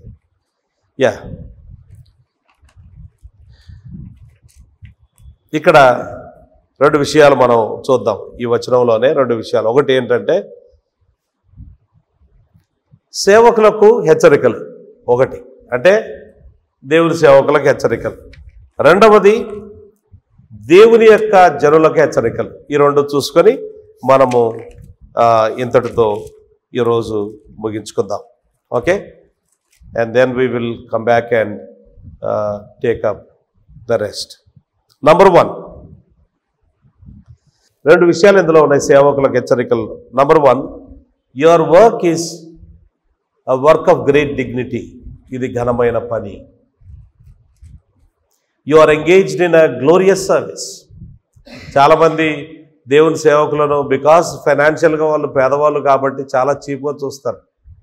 Just because you are a rich man, a believer is a rich man, లేకపోతే పేరుగాంచిన వాడు ప్రపంచంలో అంటే ఈ లోకరీతిగా ఒక రాజకీయంలో ఉన్న వ్యక్తి అలాంటి వ్యక్తి అయినంత మాత్రాన నీవు దేవుని చేత పిలువబడిన దేవుని సేవకుని చీప్గా చూడకూడదు. Because he is involved in a glorious service. దేవుడు ఆ ఘనత ఆ వ్యక్తికి అనుగ్రహించాడు. దేవుడు తన సేవకులకు 2 ప్రశస్తమైన ఆభరణాలు ఇచ్చాడు. ఒకటి, ఆయన సత్యం ఇచ్చాడు. ఓ చేతిలో సత్యం ఇచ్చాడు, ఇంకో చేతిలో ప్రశస్తమైన మనుషుల ఆత్మలు ఇచ్చాడు. ఈ ఆత్మలను నీవు కాయాలి. Souls of his people. దీనికి వెలగట్టలేము, దానికి వెలగట్టలేము. అవునా కాదా? దేవుని వాక్యానికి ఎవరైనా వెలగట్టగలుగుతారా? ఎవరు వెలగట్టలేరు. అలాగే మనిషి యొక్క ఆత్మకు వెలగట్టగలుగుతారా? యేసుప్రభువే చెప్పాడు, ఒకడు సర్వలోకమును సంపాదించుకొని తన ప్రాణం పోగొట్టుకుంటే లాభం ఏంటి అన్నాడు. అంటే సర్వలోక సంపదలన్నీ కూడా త్రాసులో ఒకవైపు పెట్టి ఒక్క మనిషి యొక్క ఆత్మ ఒకవైపు పెడితే ఆ ఆత్మనే ఎక్కువ బరువుగా ఉంటుంది. ప్రశస్తమైన జ్యువెల్స్ దేవుడు తన సేవకులకు అనుగ్రహించాడు. So it is an honour to be in the ministry. ఇలాంటి ఘనత మనుషులను మార్చడానికి సాధనాలుగా వాడుకునే ఘనత దేవదూతలకు కూడా దేవుడు ఇవ్వలేదు. Never was this honour conferred upon any angel to convert the souls. And this honour is given to the servants of God. కనుక the work is a dignified work. ఘనమైన పని. ఒక ఆయన అన్నాడు, the pulpit is higher than the throne అన్నాడు. Pulpit అంటే pulpit నుంచి వాక్యం చెప్తారు కదా, pulpit is higher than the throne అంటే సింహాసనం కంటే ఎత్తులో ఉంది పుల్పిట్. ఎందుకు అనంటే ఆయన ఎవరి ప్రతినిధిగా ఉన్నాడు, ఎవరి రాయబారిగా ఉన్నాడు అంటే సాక్షాత్ దేవుని రాయబారిగా ఉన్నాడు. 2వ కొరింథీ పత్రిక 5:20లో వ్రాయబడింది, we are the ambassadors of God. అందుకే కాబోలు అపోస్తలుడైన పౌలు రోమపత్రిక 11:13లో అంటాడు, ఐ మ్యాగ్నిఫై మై మినిస్ట్రీ అంటాడు. నా పరిచర్యను నేను ఘనపరుచుచున్నాను అన్నాడు. వ్యక్తులుగా ఈ లోకరీతిగా మనము చాలా చిన్నవారమై ఉండొచ్చు, దేవుని సేవకులు చాలా బీదవారై ఉండొచ్చు, చాలా తక్కువ చదువుకొని ఉండవచ్చు, ఈ లోకరీతిగా విలువలేని వారుగా ఉండవచ్చు. కానీ వాళ్ళ office, it is secret office. As persons they are nothing, but as to their office it is secret office. Yesukreestu ప్రభువు ఈ పరిచర్యను తాను కూడా పరిచర్యలోనికి రావడం ద్వారా ఈ పరిచర్యను పవిత్రపరచి ఘనపరిచాడు. 1 కొరింథీ పత్రిక 3:9లో ఈ విధంగా వ్రాయబడింది, మీరు దేవుని వ్యవసాయము, మేము దేవుని జతపని వారము, మీరు దేవుని వ్యవసాయము అని అన్నాడు. We are the coworkers with God. We work with God. When we work, God works, and when God works, we work with Him. So మేము దేవుని జత పరివారము, మీరు దేవుని వ్యవసాయము అని అన్నాడు. అందుకే ఒక భక్తుడి విధంగా అంటాడు, when people work, they work at their trade, but when we work with God. మీరు పని చేసినప్పుడు మీరు మీ పనులు వ్యాపారాలు అవి ఇవి చేసుకుంటారు, కానీ దేవుని సేవకుడు పనిచేసినప్పుడు సాక్షాత్తు దేవుని జతపరివాడుగా పనిచేస్తాడు. There is a great dignity conferred upon this office of a pastor. కనుక ఎన్నడూ ఈ విషయాన్ని గురించి సిగ్గుపడకూడదు. పాస్టర్ అని అనిపించుకోవడానికి సిగ్గుపడకూడదు, బయట చెప్పుకోవడానికి సిగ్గుపడకూడదు. ఏమంటారు, ఒక తల మీద కిరీటం పెట్టుకొని అందులో భారతదేశం నుంచి తీసుకుని వెళ్ళిన వజ్రముతో అలంకరించినట్టుగా, డయడెంతో అలంకరించినట్టుగా నీవు దీన్ని ఘనంగా ఎంచాలి. ఇంత మాత్రమే కాదు, it's also a duty. It is a duty. Number 1, it is a dignity. There is a dignity in it. And number 2, there is a duty. ఏం డ్యూటీ అంటే యేసుక్రీస్తు ప్రభు ఎక్కడికి వెళ్ళినా బోధించాడు. మార్క్సు వార్త 14:49లో దేవాలయంలో బోధించినట్టుగా ఉంది. మార్క్సు వార్త 4:1లో ఒక దోణిలో ఉండి బోధించినట్టుగా ఉంది. ఇక్కడేమో కొండ మీద ఉండి బోధించినట్టుగా ఉంది. ప్రదేశం ఏదైనా you have a responsibility of preaching and teaching the word of God. Now quickly, దేవుని యొక్క సంఘానికి లేదా దేవుని పిల్లలకు మనము ఇక్కడ ఇచ్చే లేదా దేవుడిచ్చే హెచ్చరికలు ఏంటి అని ఆలోచిస్తే, నంబర్ 1, దేవుని వాక్యము ఎన్నిసార్లు వినగలిగితే, ఎన్ని ప్రదేశాలకు వెళ్ళి మంచి వాక్యం దొరుకుతుందంటే ఎన్నిసార్లు వెళ్ళగలిగితే, ఎన్నిసార్లు వినగలిగితే అంత మంచిది. కీర్తనల గ్రంథం 119:72లో వేలాది బంగారు నాణెముల కంటే నీ వాక్యము శ్రేష్టమైనది, ఘనమైనది, గొప్పది అని అంటాడు. ఆ విధంగా చూస్తున్నామో మనం నిజంగా దేవుని యొక్క వాక్యాన్ని వినడానికి? ఇప్పుడు బంగారు నాణేలు అక్కడ ఇస్తారంట అని ఎవరైనా చెప్పారు అనుకో, ఫ్రీగా అక్కడికి వచ్చిన వాళ్ళకల్లా బంగారు నాణేలు ఒక 5-6 ఇస్తారంట అంటే వెళ్ళకుండా ఉంటారా ఎవరైనా? సాకులు ఎవరైనా చెప్పే అవకాశం ఉందా? ఇక్కడ ఇస్తారని చెప్పారు, వెళ్ళకుండా ఉంటామా? అక్కడ ఇస్తారు అని చెప్పారు, వెళ్ళకుండా ఉంటామా? For us gold is more important than the word of God. అందుకే మనం కీర్తనకారుని వలె చెప్పలేకపోతున్నాం. కీర్తనకారుడు చూడండి, ఆ మాట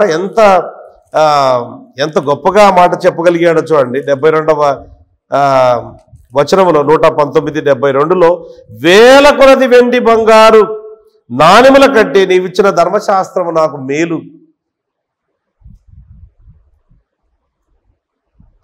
దేవుని వాక్యం ప్రకటించబడేటప్పుడు heaven and salvation are offered to you.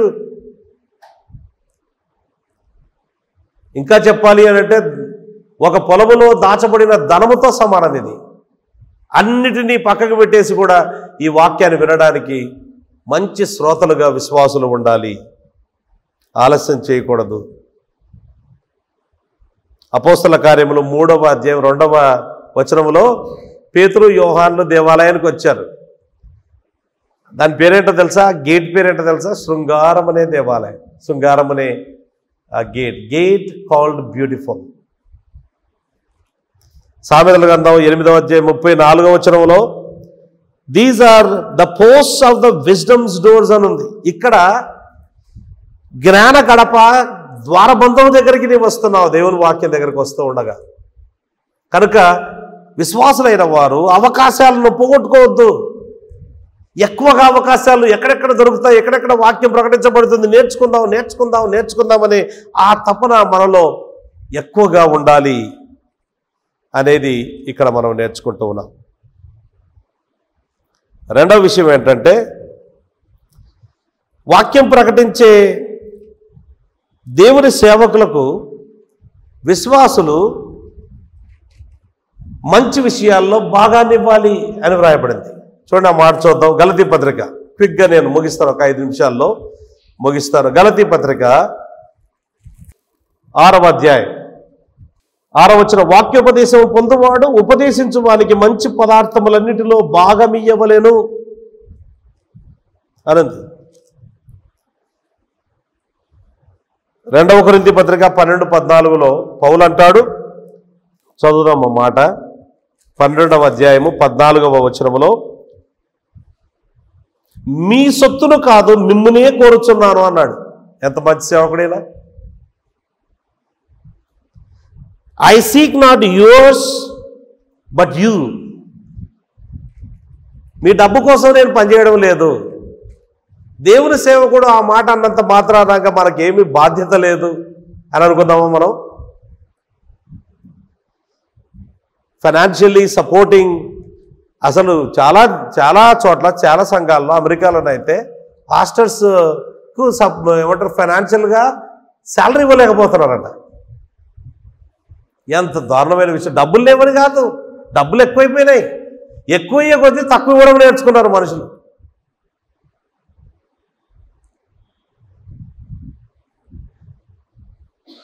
మొదటి కొరింథీ పత్రిక 9వ అధ్యాయం 1 కొరింథీ 9:14వ వచనాన్ని చదువుకుందాం. ఆ తర్వాత 7వ వచనం దగ్గరికి వస్తాం. అలాగున సువార్త ప్రచురించు వారు సువార్త వలన జీవింపవలనని ప్రభువు నియమించి ఉన్నాడు. It is the ordination, the Lord ordained it. ప్రభు నియమించాడు. ఏంటి?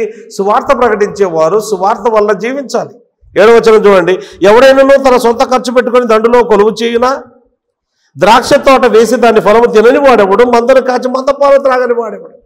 ఇప్పుడు మీరు ఉద్యోగాలు చేస్తున్నారు, ఏమంటారు ప్రదేశాల్లో ఉద్యోగాలు చేస్తున్నారు. నెల అయిపోయిన తర్వాత ఇంకో నెల వస్తుంది. నెల వచ్చిన తర్వాత మీరే మీ పర్సు తెరిచి ఆ ఉద్యోగస్తు ఎవరైతే ఉద్యోగంలో పెట్టుకున్నారో వాళ్ళకి డబ్బులు ఇస్తారా? Do you do that? కానీ పాస్టర్ దగ్గరికి రాగానే అలా చేయాలని చాలామంది కోరుకుంటారు. Never do that. ఒక ఆయన విధంగా అన్నాడు, how many by saving their purses have lost their souls అన్నాడు. చాలామంది, ఎంతమంది తమ డబ్బును కాపాడుకొని తమ ఆత్మలను పోగొట్టుకుంటున్నారు. Many people are not coming to the ministry these days. ఎందుకు అని అంటే తినడానికి కూడా తిండి ఉండదు, చాలా కష్టం. మీకు తెలుసో లేదో, ఎంత బాగానైనా చదువుకొని ఎంత మంచిగా. ఇప్పుడు నేను ఎంటీహెచ్ చేసిన దినాల్లో హైదరాబాద్ అంతా కలిపితే మహా అంటే ఆ దినాల్లో 10 మంది కూడా ఎంటీహెచ్ చేసిన వాళ్ళు ఉన్నారో లేదు. Very very few people. Kurnool జిల్లా అంతట్లో ప్రాబబ్లీ నేను సెకండ్ పర్సన్ ఎంటీహెచ్ చేసిన వ్యక్తి నా దినాలు అనుకుంటున్నాను. నేను చేసినప్పుడు నాకు తెలిసి, ఇక వేరే వాళ్ళు ఉంటుండొచ్చేమో. బట్ పాస్టర్ శాలరీ ఎంత ఉంటుందో తెలుసా? ఒక డ్రైవర్కే శాలరీ ఎక్కువ ఉంటుంది. డ్రైవర్గా పనిచేయడానికి ఇంత చదువుకోవాల్సిన అవసరం లేదు, ఇంత కష్టపడాల్సిన అవసరం లేదు. ఇక ప్రతిరోజు ఇంత కష్టపడాల్సిన అవసరం లేదు. హాయిగా డ్రైవింగ్ చేసుకోవడం, ఇంట్లో వచ్చి పడుకోవడమే. That's why many people are not coming in to the ministry. చాలా కష్టమైంది, భయపడుతున్నారు. లోపల రావాలంటే కూడా దేవుని పిలుపుని కూడా ఇంకా జంకుతూ నేను పోషించగలుగుతానేమో, లేదో నా వల్ల అవుతుందో కాదో అని భయపడిపోతున్నారు. అట్లాంటి పరిస్థితి. Because the church is not supporting. People who are listening to the word of God are not financially supporting. పాత నిబంధనలో దీపం ఎల్లప్పుడూ మండుతూ ఉండాలి అని దేవుడు చెప్పాడు. అయితే దీపం ఆరిపోయింది. ఎందుకు ఆరిపోయిందంటే ఆయిల్ లేదు అక్కడ. God's people have stopped giving oil, and so there is no light in the temple. Is it not pity the fire on God's altar should go out for want of pouring on a little golden oil? దావీదు దగ్గరికి వెళ్ళి, దావీదా ప్రభువుని నువ్వు ఎలా ఆరాధిస్తావంటే ఉచితంగా అయితే ఆరాధించనని చెప్పాడు. I will not worship the lord like that. నాకు ఖర్చు కానిది ఏమీ, అసలు నా పర్సే ముట్టుకోకుండా నేను ప్రభువుని ఆరాధించాలి అనే అట్లాంటి మనసు నాకు లేదు. I will not buy, I want to buy this place అన్నాడు. I want to spend money on this place అన్నాడు.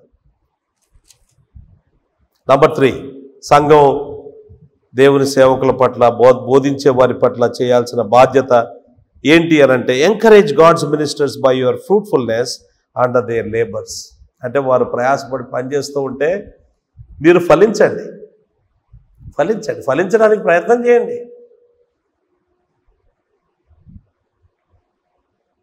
ఒక ఆయన విధంగా రాశాడు, when ministers are upon the mount let them not be upon the rocks అన్నాడు. దేవుని సేవకులు ఆ మౌంట్ మీద ఉన్నప్పుడు బండ మీద కూర్చోకుండా చూడండి. అంటే మొత్తం అంతా హృదయాలంతా బండబారిపోయినాయి, ఫలించడమే లేదు. అంతా ఎక్కడ చూసినా రాళ్ళు, రాక్స్ అండ్ రాక్స్ ఆ టైప్లోనే ఉన్నాయి. కీర్తనలు 72వ కీర్తన 13వ వచనములో, దేవుని యొక్క మందిరములో ఫలించే వారముగా మనం ఉండాలి,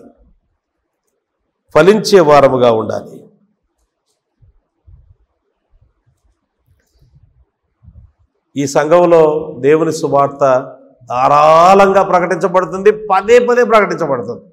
రకరకాల కోణాల్లో నుంచి రకరకాల వ్యక్తులు ప్రకటిస్తూ ఉన్నారు. ఇంత సువార్త ఆశీర్వాదాలు బరువుగా మోసుకుంటూ నరకానికి వెళ్తే ఇంకా అంతకంటే దౌర్భాగ్యమైన పరిస్థితి మరొకరికి ఉంటుందా? ఇంత సువార్త laden with gospel blessings, but ending up or going towards hell. దారుణం. Be fruitful under the labours of the servants of God.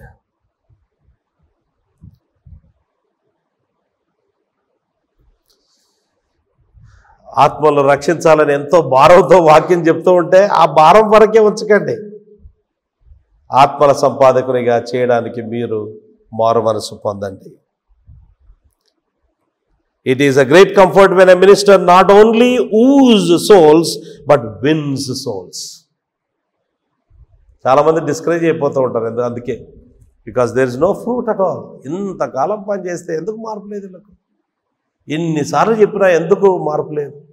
ఇంకా కుల గజ్జ ఎందుకు పోదు?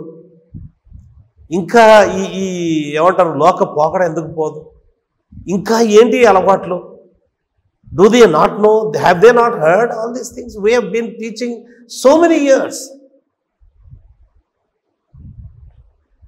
మీరే మా మహిమ, మీరే మా ఆనందం. చివరికి మాట చెప్పి ముగించుకుందాం. Encourage your ministers by praying for them. వారి కొరకు ప్రార్థన చేయడం ద్వారా వారిని ప్రోత్సహించండి. Their work is great. It is a work fit for angels than men అని అన్నాడు ఒక ఆయన. ఇది మనుషులు చేయగలిగింది కాదు, దేవదూతలు చేయగలిగిన పనిని వాళ్ళకు అప్పచెప్పాడు దేవుడు. అట్లాంటి గొప్ప పని చేస్తూ ఉండగా pray for them, pray for them. అపోస్తలుడైన పౌలు అంటాడు, వీటికి చాలిన వాడెవడు అంటాడు. Who is sufficient for these things? We are not sufficient. So we need the prayers of God's people. అందుకే సహోదరులారా మా కొరకు ప్రార్థన చేయండి అని అపోస్తలుడైన పౌలు వేడుకున్నాడు.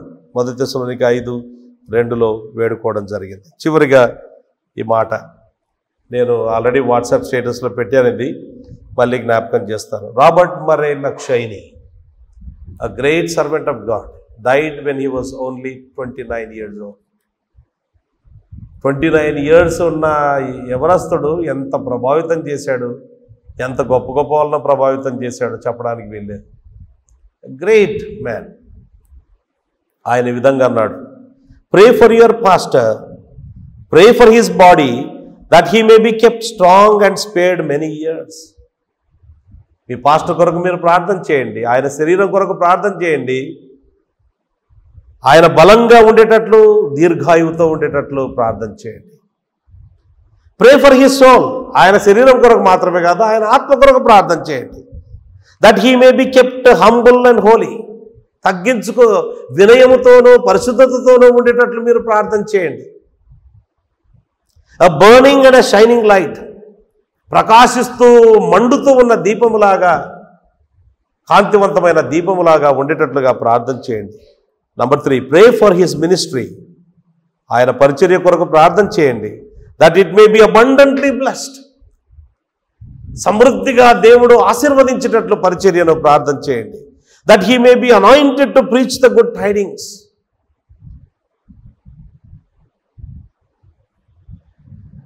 సువార్తను ప్రకటించేటట్లు దేవుడు ఆయనను అభిషేకించినట్లు ప్రార్థన చేయండి. Let there be no secret prayer without naming him before your God. మీరు రహస్యంగా ఒంటరిగా ప్రార్థన చేస్తారు కదా, ఏ రోజు కూడా మీ పాస్టర్ను కొరకు ప్రార్థన చేయకుండా నీ ప్రార్థన ముగించవద్దు. Let there be no secret prayer without naming him before your God. ఆయన పేరును నీ దేవుని ఎదుట ఎత్తకుండా ఎన్నడూ సీక్రెట్ ప్రేయర్, రహస్య ప్రార్థన ఉండకూడదు అంటూ, no family prayer without carrying your pastor in your hearts to God. కుటుంబ ప్రార్థన కూడా మీ హృదయాల్లో ఆయనను దేవుని యొద్దకు తీసుకొని రాకుండా కుటుంబ ప్రార్థన కూడా ఉండకూడదు. You must pray for your pastor. They need to preach acceptable words. Jonah chapter 3:2 go and preach అన్నాడు. So they have to go obedient and తగిన కాలంలో తగిన మాటలు చెప్పాలి. పెళ్లికి పెళ్లి ప్రసంగం చేయాలి, చావుకు చావు ప్రసంగం చేయాలి. ఈ హెయిర్ కటింగ్ అంటారు, హెయిర్ కటింగ్ బైబిల్ లేదు, దానికి ఒకటి తీసి చూసుకోవాలా? ఎంత కష్టమండి. పిల్లలు నెగటివ్ చెప్పాల్సి వస్తుంది, మొత్తం బలం పోతుంది హెయిర్ కటింగ్ చేస్తే అని. పిల్లలు పెద్ద వయసుకు వచ్చారు అంటే దానికి ఒక మీటింగ్ ఉంటుంది, దానికి ఏం చెప్పాలి? సూటబుల్ వర్డ్స్ చెప్పాలి. Pray that he May preach suitable words. కొన్నిసార్లు ఈరోజు డల్గా ఉందండి ప్రసంగం, అంత యాక్టివ్గా లేదు అని, the minister is so cold and dead today, I didn't get anything out of his preaching అని మనకు అనిపిస్తుంది. నీవెప్పుడైనా ప్రార్థనలో ఆయన బలంగా వాక్యం చెప్పాలని ప్రార్థన చేసావా? You should have whetted and sharpened him by your prayers. Complaint చేయడం కాదు. ఈ పనిముట్టు చాలా డల్గా ఉందండి, గట్టిగా పని చేయలేదు అని అంటే షార్పనింగ్ కోసం ప్రార్థన చేసావా? చేయాలి. సో ఈరోజు మనం ఏమి నేర్చుకున్నాం ఇంతవరకు అని అంటే, ప్రసంగికుని గురించి నేర్చుకున్నాం. ఎవరి ప్రసంగికుడు? కొండ మీద ప్రసంగం చేసిన వ్యక్తి యేసు ప్రభు. ఆయనను గూర్చి తెలివైన ప్రసంగికుడని, శక్తివంతమైన ప్రసంగికుడని, జయప్రదమైన ప్రసంగికుడని, చట్టబద్ధమైన ప్రసంగికుడని మనం నేర్చుకోవడం జరిగింది. అందులో మనము అప్లై చేస్తూ ఏమన్నామంటే, పరిచర్య సాధారణమైన విషయం కాదు, ఎవరు పడితే వాళ్ళు పరిచర్య చేయడానికి వీలుండదు, దానికి పిలుపు ఉండాలి, కేవలం వరం ఉంటే సరిపోదు అని మనం నేర్చుకున్నాం. రెండవది పుల్పిట్ గురించి నేర్చుకున్నాం, ప్రసంగ వేదిక, అలాగే సందర్భం, మూడవది సందర్భం నేర్చుకున్నాం. ఇందులో మనం ఏం నేర్చుకున్నాము అని అంటే, యేసుక్రీస్తు ప్రభు కొండనే పుల్పిట్గా చేసుకొని ఆయన ప్రసంగం చేశాడు, ప్రజలను చూశాడు. ప్రజలు కాపరి లేని గొర్రెల వలె ఉన్నారు, రకరకాల అవసరతలతో ఉన్నారని వారికి అనేకమైన సంగతులు బోధించాడు. అలాగే దేవుని సేవకులు కూడా ప్రజలకు పదే పదే బోధించాలి. ఎందుకు బోధించాలనేది కొన్ని కారణాలు చెప్పావు, మళ్ళీ అవి చెప్పుకోవాల్సిన అవసరం లేదు, కానీ కొన్ని కారణాలు చెప్పావు. Why we have to again and again remind, ఎందుకు రిమైండ్ చేయాలి? అందులో భాగంగా మనము చివరిగా మనం నేర్చుకున్నది ఏంటంటే, సేవకులకు కొన్ని హెచ్చరికలు, విశ్వాసులకు కొన్ని హెచ్చరికలు. సేవకులకు ఉన్న హెచ్చరికల్లో ఏం నేర్చుకున్నామంటే, ఇట్ ఈజ్ ఏమంటారు, గొప్ప డిగ్నిటీ, ఘనమైన పని అని చూసాం. రెండవది ఇది బాధ్యతతో కూడిన పని అనేది చూసాం. అలాగే దేవుని సంఘానికి, విశ్వాసులకు ఏంటి అంటే, అవకాశాలు, ఎక్కడ వాక్యం దొరికితే అక్కడ అవకాశాలను వాడుకోండి, పోగొట్టుకోవద్దు. Make use of all the opportunities to listen to the word of God. రెండవది ఏంటంటే, ఫైనాన్షియల్లీ సపోర్ట్ ద పాస్టర్స్. మూడవది ఏంటంటే, వాళ్ళు కష్టపడి పనిచేస్తూ ఉంటే మీరు ఫలించండి, ఫలించకపోతే డిస్కరేజ్మెంట్ వస్తుంది, కష్టం అనిపిస్తుంది. దేవుని మందిరములో నాటబడిన చెట్టు వలె, ఫలించే చెట్టు వలె ఉండాలి.